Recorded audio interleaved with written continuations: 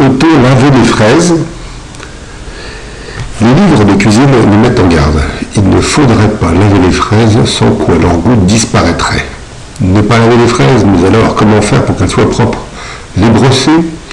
Les fraises sont des fruits délicats et les cuisiniers sont donc perplexes. Partagé entre le désir de servir des fruits propres et la crainte de voir les fraises perdre leur goût, ils se résolvent en général à laver quand même, mais avec mauvaise conscience, en utilisant aussi peu d'eau que possible, et en conséquence en lavant assez mal. De ce fait, rarement un séminaire a été aussi utile que celui qui a été consacré à la question « Les fraises perdent-elles leur goût quand elles sont lavées ?» Le plus merveilleux de l'affaire, c'est le résultat, mais avant de le donner, il faut expliquer comment nous avons procédé pour l'obtenir. Nous avons pris des fraises, toutes du même producteur, et nous avons fait des essais sur plusieurs variétés, mais toujours avec les mêmes lots. Ces fraises ont été sélectionnées au hasard dans chaque lot, pour chaque variété, divisées en deux groupes. Dans un groupe, on l'avait, dans l'autre, on ne l'avait pas.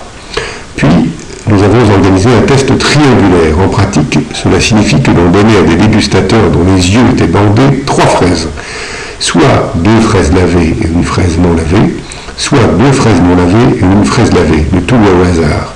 Mais les organisateurs, nous savions quelle fraise avait été lavée ou pas. C'est seulement les dégustateurs qui ignoraient si la fraise était lavée.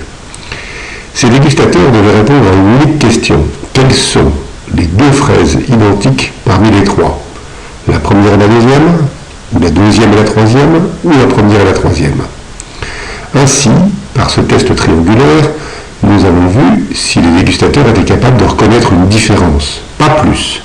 Et évidemment, l'essai a été répété, car imaginez que l'on demande à quelqu'un de prédire si une pièce lancée en l'air va tomber sur pile ou face, et que cette personne dise la pièce va tomber sur pile.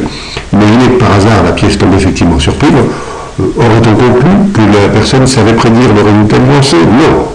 Il s'agissait d'une prévision au hasard. De ce fait, les tests triangulaires sont la mise en œuvre de cette répétition de la dégustation plusieurs fois, et de ce fait avec plusieurs dégustateurs, parce que le goût s'émousse assez rapidement. Finalement, nous avons obtenu un résultat fiable. Ce résultat est: les fraises qui ont été lavées ont un goût indiscernable des fraises qui n'ont pas été lavées. Et en avant beaucoup, c'est ce que nous avons également testé, et cette fois même sur des fraises coupées, parce que certains participants du séminaire de gastronomie moléculaire imaginaient que l'eau pourrait s'infiltrer par endroits, là où on aurait retiré la queue, et ça aurait pu enlever le goût. Je dis bien aurait pu.